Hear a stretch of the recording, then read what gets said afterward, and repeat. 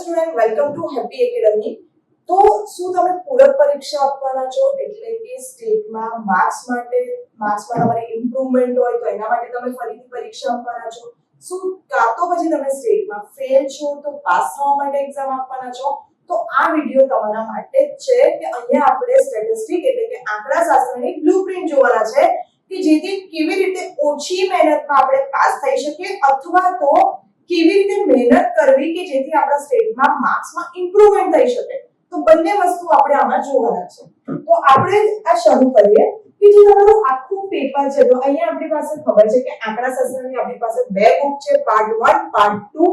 તો પાર્ટ 1 છે એ ટોટલ તમારું અહીંયા આપણે વિથ ઓપ્શન લીધેલું છે કે જેમાં 68 માર્ક્સ નું વેટેજ છે અને પાર્ટ 2 છે તો એમાંથી કુલ 62 માર્ક્સ નું વેટેજ છે. એટલે કે અહીંયા ટોટલ એના ક્વેશ્ચન 33 ક્વેશ્ચન છે તો અહીંયા એના ક્વેશ્ચન 28 ક્વેશ્ચન છે.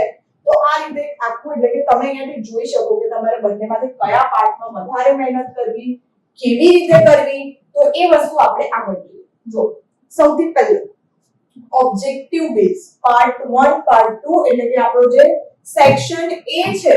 તો સેક્શન A તમને બધાને ખ્યાલ જ છે કે અહીંયા આપણી પાસે કુલ 20 ક્વેશ્ચન રહેવાના છે.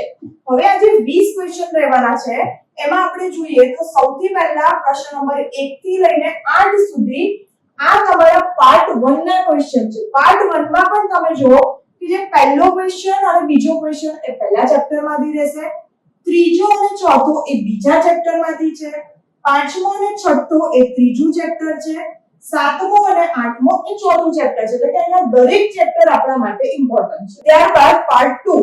તો પાર્ટ 2 માંથી કુલ 12 ક્વેશ્ચન છે. 5 ચેપ્ટર ક્વેશ્ચન 12.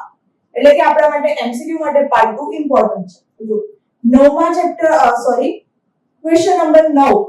તો પાર્ટ 2 નું પહેલું ચેપ્ટર, 10મું પણ. તો આ બંને ક્વેશ્ચન છે એ તમારા પાર્ટ 2 ચેપ્ટર 1 રહેશે. ત્યારબાદ બીજા ચેપ્ટરમાંથી 11, 12 અને 13 ત્રણ ક્વેશ્ચન અહીંયા તમારા રહેવાના છે. ત્રીજા ચેપ્ટરમાંથી પણ ત્રણ ક્વેશ્ચન રહેવાના છે, 14, 15 અને 16. ચોથું જે ચેપ્ટર છે આપણું એના બે ક્વેશ્ચન રહેશે, 17, 18 અને પાંચમો ચેપ્ટરના પણ અહીંયા બે ક્વેશ્ચન તમને જોવા મળશે. એટલે આખું તમને અહીંયાથી જો એક ચોખ્ખી બ્લુપ્રિન્ટ છે. હવે જે લોકોને સ્ટેટમાં માત્ર ખાલી આપણે પાસ થવું છે એના માટે મેઇન છે. અને આના માટે શું કરવું? તો તમારી પાસે ચોપડી છે, ટેક્સ્ટ બુક છે, એની પાસે મેઇન એક્સરસાઇઝ છે, એના જ એમસીક્યુ સૌથી પહેલા કવર કરો અને આપણે વિડિયો પણ એનો લઈને આવવાના છે. તો અહીંયા આપણે આ 1 થી 20 માં પૂરેપૂરી મહેનત કરીશું કે આમાં આપણે માર્ક્સ ખેંચી લઈએ. ત્યારબાદ આપણે આગળ જઈએ છે સેક્શન બી, જે તમારા શોર્ટ ક્વેશ્ચન રહેવાના છે. તો આ પણ તમારું કમ્પલસરી છે, અહીંયા આપણી પાસે ઓપ્શન નથી, બરાબર? તો ક્વેશ્ચન નંબર 21 થી લઈને 30 સુધી આ તમારા શોર્ટ ક્વેશ્ચન છે કે જેમાં પહેલા 4 છે એ પાર્ટ 1 માંથી રહેવાના છે. દરેક ચેપ્ટરમાંથી એક ક્વેશ્ચન, પહેલું, બીજું, ત્રીજું અને ચોથું. અહીંયા આપણી પાસે કુલ 10 છે. તો પહેલું, બીજું, ત્રીજાના બે ક્વેશ્ચન છે, ચોથું અને પાંચમું. તો અહીંયા એક વસ્તુ નોટ કરો કે ત્રીજા ચેપ્ટરના 3 એમસીક્યુ, બે શોર્ટ ક્વેશ્ચન, 5 માર્ક તો તમારા આ ચેપ્ટરમાંથી થયા, એ પણ ખાલી A અને B. હા, એટલે આપણું એક most important chapter short question માટે થવાનું છે. તો આગળ આપણે વધીએ સેક્શન સી કે જ્યાં આપણા 2 માર્ક્સના ક્વેશ્ચન છે, જેમાં એક નાની નાની થિયરી પણ હોઈ શકે અને સમ પણ. તો અહીંયા આપણે ટોટલ 9 ક્વેશ્ચન છે તમારી પાસે અને 7 આપણે અટેમ્પ્ટ કરવાના છે. હવે 7 જ્યારે ક્વેશ્ચન અટેમ્પ્ટ કરવાના છે તો અહીંયા જો પહેલું ચેપ્ટર પાર્ટ 1 માંથી, બીજું, ત્રીજું, ચોથું એટલે કે દરેકમાંથી એક એક ક્વેશ્ચન રહેવાનો છે. અહીંયા પહેલું ચેપ્ટર, બીજું ચેપ્ટર, ચોથા ચેપ્ટરના બે ક્વેશ્ચન છે અને પાંચમું ચેપ્ટર. એટલે અહીંયા આપણી પાસે ત્રીજું ચેપ્ટર નથી, બરાબર? તો અહીંયા આપણે જોઈશું કે આપણે આગળ કઈ રીતે કરવું. આગળ જઈએ અહીંયા સેક્શન ડી.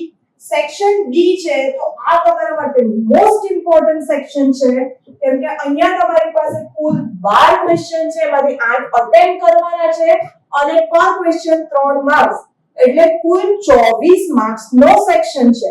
તો આ આપણા માટે કે ઇમ્પોર્ટન્ટ માર્ક્સ તમારે ખેંચવા છે તો આ સેક્શન તમારા માટે બહુ જ ઇમ્પોર્ટન્ટ થવાનો છે. એમાંથી જે પહેલા 6 ક્વેશ્ચન છે એટલે કે બંનેનો સેમ વેટેજ છે. પાર્ટ 1 6 ક્વેશ્ચન છે અને પાર્ટ 2 માંથી પણ 6 ક્વેશ્ચન છે. બે ક્વેશ્ચન જે તમારા છે એ ચેપ્ટર 1 પછી બીજા ચેપ્ટર માંથી છે, બે ક્વેશ્ચન તમારા ત્રીજા ચેપ્ટર માંથી છે, ચોથા ચેપ્ટર માંથી. અને અહીંયા પાર્ટ 2 માંથી જો એટલે આ પહેલું ચેપ્ટર ના 3 ક્વેશ્ચન. અને પછી બે રહેશે બીજું ચેપ્ટર અને પાંચમું. તમારે 8 અટેમ્પ્ટ કરવા છે ને, તો જેનો પાર્ટ 1 તમને પરફેક્ટલી આવડતો હોય ને તો આ 6 અને પાર્ટ 2 માંથી 3 છે એમાંથી આપણે બે કરીએ, બરાબર? એટલે પાર્ટ 1 અને પાર્ટ 2 નું પહેલું ચેપ્ટર આટલું વ્યવસ્થિત કરો એટલે આ સેક્શનમાં તમારા સારા એવા માર્ક્સ આવે. આગળ જઈએ સેક્શન ઈ તરફ. હવે સેક્શન ઈ માં ટોટલ અહીંયા તમારી પાસે 4 ક્વેશ્ચન હોય છે, 3 અટેમ્પ્ટ કરવાના હોય છે અને દરેક ક્વેશ્ચનના 4 માર્ક્સ હોય છે, બરાબર? આ આખું પાર્ટ 2 છે. પાર્ટ 1 માંથી અહીંયા કોઈ ક્વેશ્ચન રહેશે નહીં, બરાબર? જે બે ક્વેશ્ચન છે આ ચાર માંથી, એક ત્રીજું ચેપ્ટર, ચોથું ચેપ્ટર માંથી એક અને પાંચમા માંથી એક. એટલે આ તમારી પાસે સિલેક્શન નો બહુ ઓછો સ્કોપ હોય છે, બરાબર? એટલે આને પરફેક્ટ તૈયાર કરવા પડે તો આપણે આ સેક્શન સારો એવો કરી શકીએ. And last but most important section, જે લોકોને સ્ટેટમાં એવું હોય ને કે હાર્ડ પડે છે કેવી રીતે પાસ થવું, તો ભાઈ ખાલી આટલું કરી લે, એમસીક્યુ અને સેક્શન એફ, એટલે તું પાસ થઈ. જો સેક્શન એફ 4 ક્વેશ્ચન અટેમ્પ્ટ કરવાના છે, 6 ક્વેશ્ચન છે, પર ક્વેશ્ચન 5 માર્ક્સ, કુલ 20 માર્ક, બેઠા 20 આવે, બરાબર? જો આખો પાર્ટ 1 જ છે, પાર્ટ 2 અહીંયા છે જ નહીં. નો ચેપ્ટર 1 નો એક ક્વેશ્ચન રહેશે, ચેપ્ટર 2 ના અહીંયાથી બે ક્વેશ્ચન આવવાના છે, ચેપ્ટર 3 નો એક ક્વેશ્ચન રહેશે અને અહીંયા એક બાકી છે, એટલે ચેપ્ટર 4 ના આના પણ બે ક્વેશ્ચન રહેશે. 4 અટેમ્પ્ટ કરવાના છે. ખાલી બીજું અને ચોથું ચેપ્ટર કરી લો, બીજું અને ચોથું વ્યવસ્થિત કરી લો, પૂરેપૂરા 20 આવે, બરાબર? હવે અહીંયાથી ક્વેશ્ચન થશે કે બીજું અને ચોથું કયા ક્વેશ્ચન કરવા, તો આ આપણે લાવવાના છે નેક્સ્ટ વિડિયોમાં. તમારી સાથે જોડાઈ રહો કે જે લોકો જૂનમાં ફરી પૂરક પરીક્ષામાં ભાગ લેવાના છે તો એમના માટે આ વિડિયો ઇમ્પોર્ટન્ટ રહેવાના છે.